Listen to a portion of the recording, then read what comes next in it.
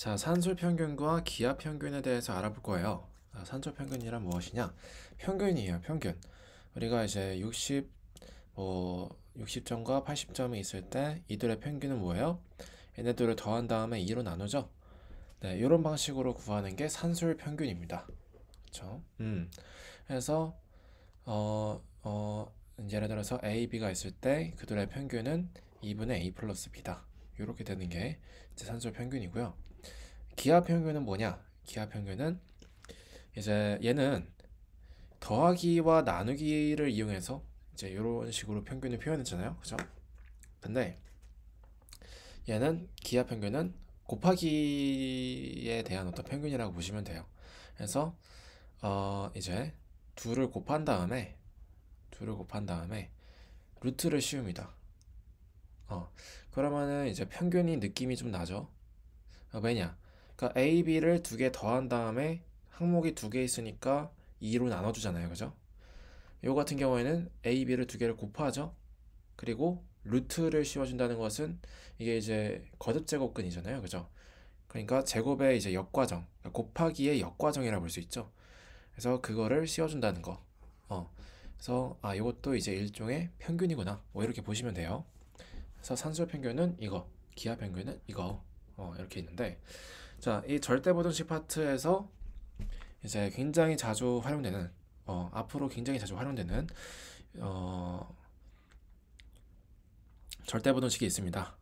그거를 이제 배우려고 산술평균과 기하평균을 배운 건데요. 자, 이 둘의 관계가 있어요. 이 둘의 관계. 그래서 간단하게 줄여서 산술기하라고 이제 은어로 약간 부르는데, 자, 산술평균이 있죠. 2분의 A 플러스 B. 그 다음에 기하평균이 있죠. 루트 AB. 자, 얘네 둘을 비교했을 때 산술평균이 무조건 기하평균보다 항상 크거나 같습니다. 이게 항상 성립해요. 오케이? 단 근데 조건이 있습니다. 단 A는 0보다 크고요, B도 0보다 커요. 둘 다 양수일 때만 성립합니다. 알죠? 자, 그래서 이 식이 항상 성립한다. 산술피하, 산술기하, 산술평균 2분의 A 플러스 B는 기하평균 루트 AB보다 크거나 같다. 네, 이거 보시면 되고요. 자, 그래서 이렇게 많이 쓰는데 주로 이제 문제에서 활용될 때는 아무래도 이제 분수가 있는 게 좀 거슬리기 때문에 양변에 2를 곱해서 a 플러스 b는 2 루트 ab보다 크거나 같다, 이렇게 항상 자주 사용을 합니다. 그래서 요거를 이제 잘 익혀두시면 좋겠다.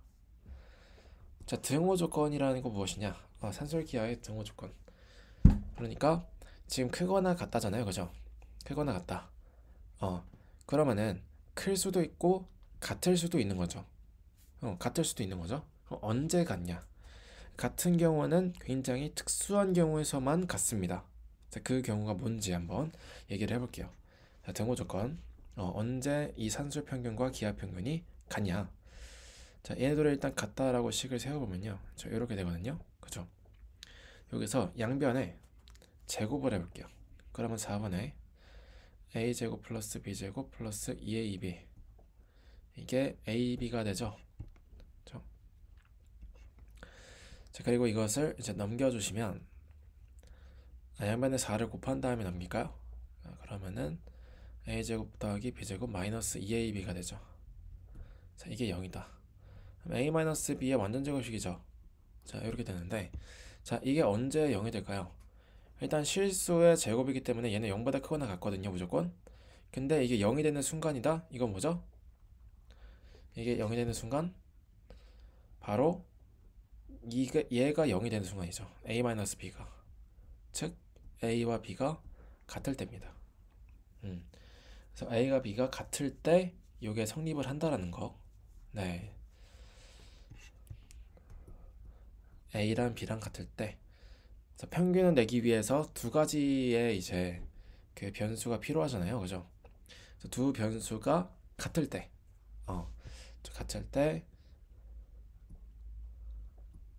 산술기하의 산술평균과 기하평균 간의 관계의 등호가 성립한다. 이렇게 볼 수 있어요. 네, 오케이. 중요합니다. 네. 자, 그래서 2분의 a 플러스 b와 루트 ab가 있을 때 실제로 한번 대입을 해볼까요? 자, a랑 b랑 같으니까 b 자리에 a를 대입해 보시면 2분의 a 플러스 a 루트 a 곱하기 a. 자, 이렇게 비교해 보세요. 자, 어때요? 둘이 얘는 2분의 2a니까 a죠. 얘는 a제곱의 루트 씌웠으니까 a죠. aa 같다라는 거 볼 수 있죠. 아, 저 이렇게 되는구나. 또 생각해보면은 당연히 같을 수밖에 없는 게 이게 평균이잖아요, 그죠? 네, 어떤 두 항목에 대한 평균을 낸다는 것은 그 두 항목의 어떤 중간 값을 구해보겠다, 뭐 이런 그런 맥락인데, 두 항목이 같아요. A가 B랑 같아. A는 A야.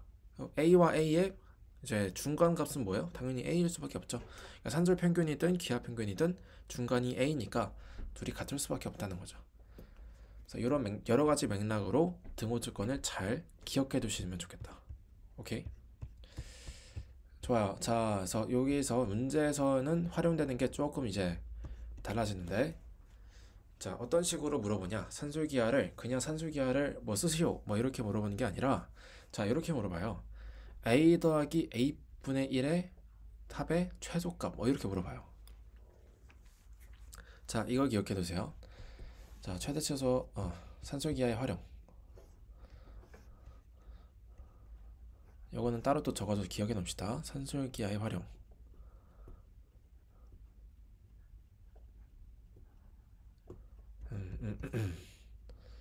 산술기하의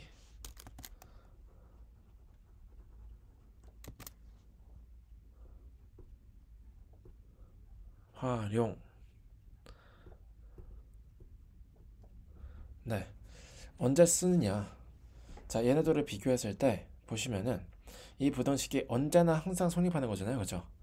자, 그러면은 A랑 B가 지금 더해져 있어요.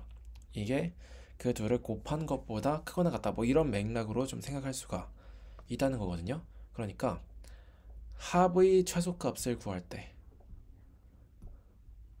또는 곱의 최대값을 구할 때 주로 이제 산술기하가 활용이 돼요. 거기에 플러스 둘의 합인데 역수관계거나 곱이 제시되어 있거나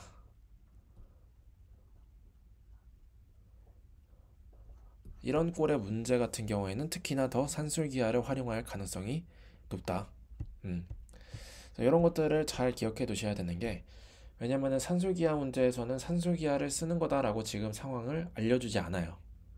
네, 산술기하를 쓰는지 안 쓰는지 이게 지금 무슨 문제인지 파악하기가 좀 어려운 경우가 많아요, 산술기하 문제는.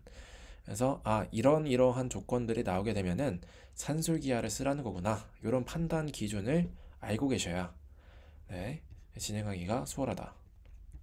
그래서 지금 이 문제 보시면 a가 0보다 클 때 a와 a 플러스 1의 a분의 1의 합이죠. 합의 최소값을 구하라잖아요, 그죠? 합의 최소예요. 근데 거기에 플러스 뭐예요? 역수관계까지 있죠. a와 a분의 1은 역수관계. 그렇기 때문에 산술기하를 쓰라는 거구나, 이런 판단을 할 수 있어야겠습니다. 자, 둘 다 0보다 크죠? 그리고 이제 산술기하를 써주시면, 자, 이게 지금 산술기하가 a 플러스 b의 합이 2 루트 ab보다 크거나 같다잖아요, 그죠? 근데 여기서는 지금 a와 a분의 1을 더한 거니까 a를 a라고 보고 이제 b를 a분의 1로 이제 보자는 거죠. 그러면은 a 대신에 a, b 대신에 a분의 1 집어넣으면 a 대신에 a, b 대신에 a분의 1. 자, 이렇게 집어넣는 거죠. 그럼 얘는 뭐보다 크거나 같다? a 곱하기 a분의 1은 1로 사라지죠. 왜 역수관계가 중요한지 알겠죠? 곱을 했을 때 사라지기 때문이에요. 자, 1만 남고 2만 남습니다. 그래서 얘네들의 최소값은 2가 되겠죠. 그래서 이런 식으로 문제를 풉니다. 오케이? 자, 이런 식으로 문제를 풀 수 있다는 거.